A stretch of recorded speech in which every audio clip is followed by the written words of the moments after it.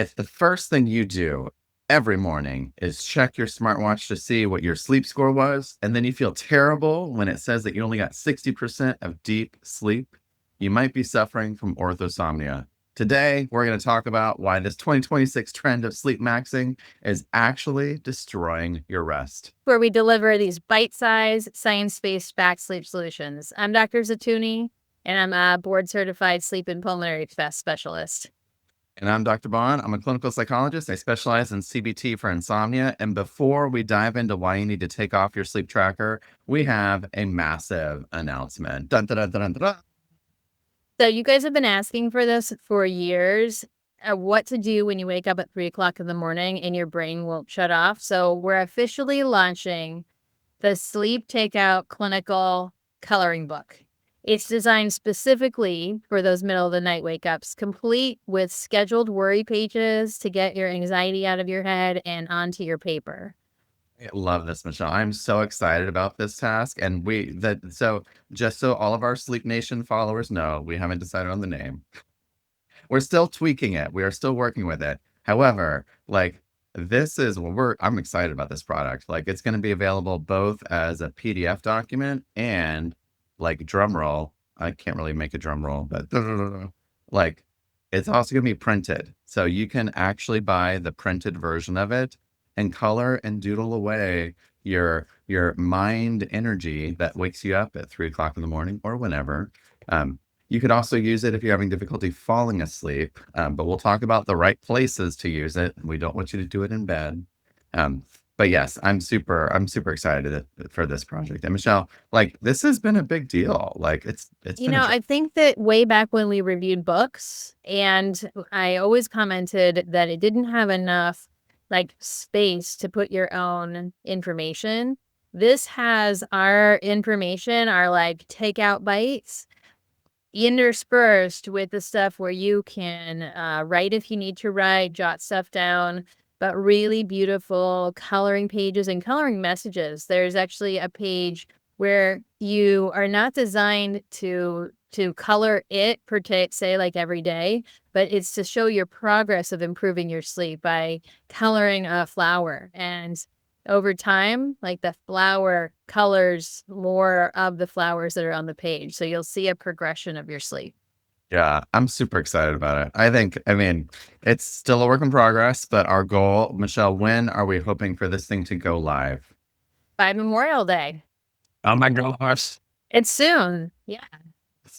It's super soon. It is, yes. So we've got to get this done. So, and Michelle, we also have something exciting today that I am demonstrating for our watchers and listeners here. If you're on Yeah. YouTube, On some of our earlier episodes, I talked about my fascination with being able to kind of quiet your mind, like during a nap or during your time when you're going to sleep with a eye mask that can double as like a Bluetooth headphone for listening to an audiobook or listening to some quiet music and not disturbing a bed partner or like a workspace area, but comfortable enough to keep on all night. So these sleep takeout headbands are branded with our logo with Sleep Takeout.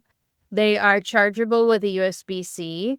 They last probably 2 or 3 nights, depending on how long they are, but we have them ready for sale right now on our website at sleeptakeout.com, which is ready to go. So if you want one of these headbands, you can come into the office. If you want to get them, you can go online. And they're one of my favorite things, and something that people have told me repeatedly can be helpful for both getting to sleep or returning back to sleep if you've woken up in the middle of the night. absolutely. Like I Anyway, love. and they look so good on you. I think on like the next episode, I'm gonna wear mine. I'm wearing, we might, like I'm wearing my glasses. So they work this way. You actually push them, over, and then the little speakers are here. So they go over your ears. And They're then, completely flat, and they're kind of these ones are covered with a little bit of foam, so there's oh, almost a little cushion that's to it. they are, I think, and they feel nice. The material feels really nice. So I love these. And Michelle, where can our listeners get these again? SleepTakeout.com. Go ahead and up on the top right, it'll say store, and you can buy them right on the store there. My gosh. And that's another huge development for our Sleep Takeout listeners. SleepTakeout.com is live. And we want to do a very special shout out to our listeners who, got the website kind of held for us for quite a long time because we weren't ready for it, but now we are. So I'm excited. Yay. Thank you. Thank you, all of our early supporters. We've sent you each of our early supporters. You've gotten a special email from us with a special early release kind of a sneak peek at Preview, yes. us. Exactly. See, it pays to be a Sleep Takeout Plus subscriber on Buzzsprout. It also pays to just let us know that you guys like listen and care about us and you're supporting us because Right. we really appreciate it. So, all right. All right, So diving right in. Diving right in. yes, Sleepmaxxing. Oh my gosh, Michelle, this is the trend of 2026. Tell And me what it is. yeah, so what Sleepmaxxing is, it's kind of this viral, social media driven kind of wellness trend that's kind of fixated on really optimizing like sleep quality, sleep quantity, and sleep efficiency through like a combination of different lifestyle habits and technology and like curated bedroom things. And, I think the idea of this, I'm not entirely opposed to it, but I definitely think that it's kind of like, it takes it to the next level. Like essentially, Sleepmaxxing is like a high intensity rebrand of sleep hygiene. And it's definitely kind of gotten a lot of the interest of the biohacking community because, the goal is to kind of maximize their physical and their mental performance. However, the real challenge with Sleepmaxxing is it also can result in orthosomnia or the anxiety component around insomnia. And specifically, orthosomnia is actually unique to wearable technologies, or really when you're getting like, feedback from what your ring is telling you and what your watch is telling you. And, it creates this kind of feedback loop. But let me dive into the core parts of sleep maxing. And then we're going to kind of take a deeper dive into it. So the first one is environmental optimization. This is, things that we both support. It's creating a good sleep sanctuary for you. Keep your bedroom, cool, keep it dark, keep it quiet, keep it all those things. The next one is consistency and routine. And that one, again, we are big fans of. So maintaining a strict and consistent sleep and wake schedule, even on the weekends. The next one here is light management. So limiting screen time at least 30 to 60 minutes before bed to allow for natural melatonin production. I think the caveat on this one is that the causal mechanism is not as clearly understood on that, but that's light management we're a fan of, decreasing exposure to light at the end of your day. The next one here is dietary supplements and dietary and supplemental adjustments. So, magnesium, which we've talked about this. Some people create like sleepy cocktails, which can be like, dark tart cherry juice.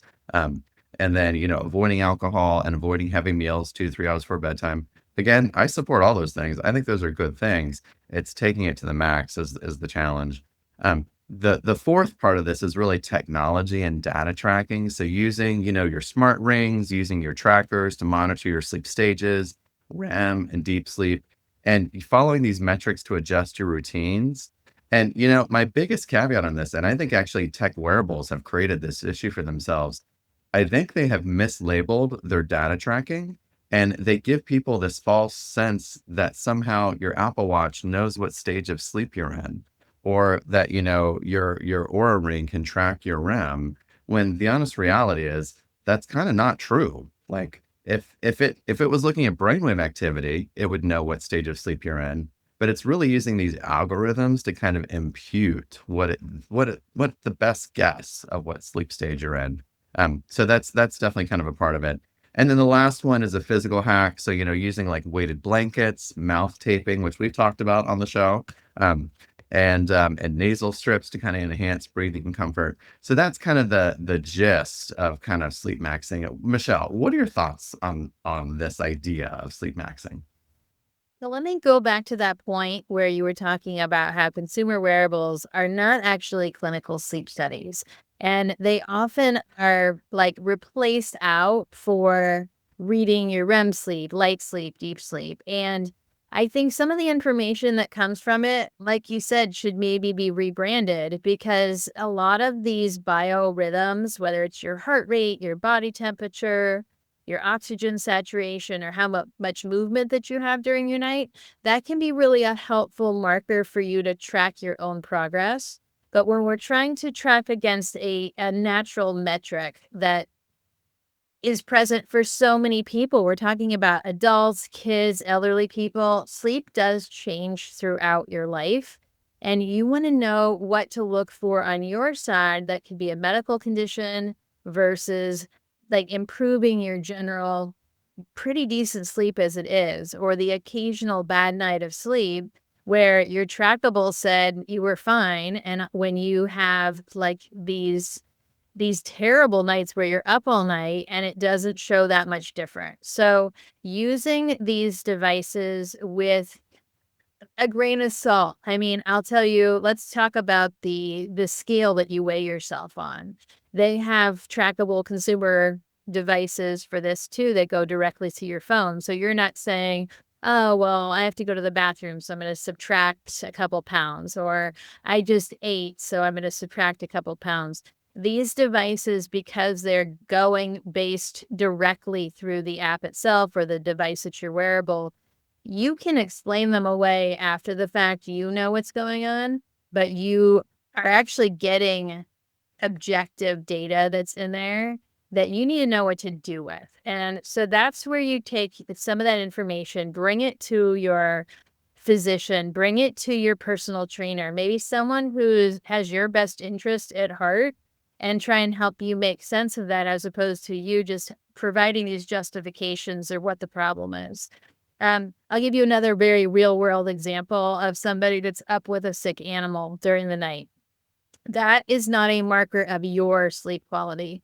That sick animal is going to one night of, having to take them out multiple times. That next day is not when you're going to feel your worst.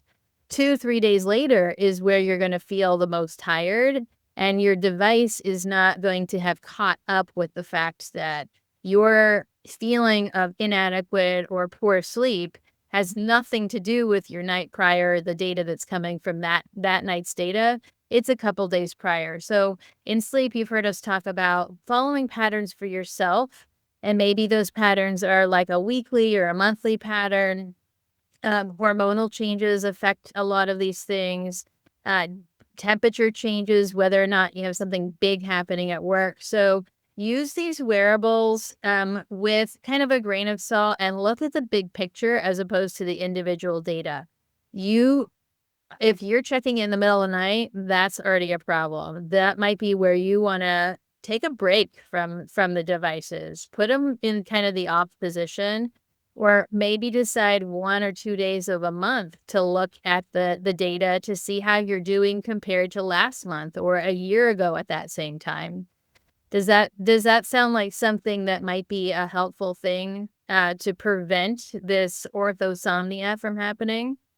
Yeah, I think, and Michelle, we got to do a total other episode on the behavioral conditioning that's related to orthosomnia, because it involves both classical conditioning, which is kind of the root of insomnia, as well as operant conditioning, which is really the systems of rewards and punishments that I think these wearables really reinforce.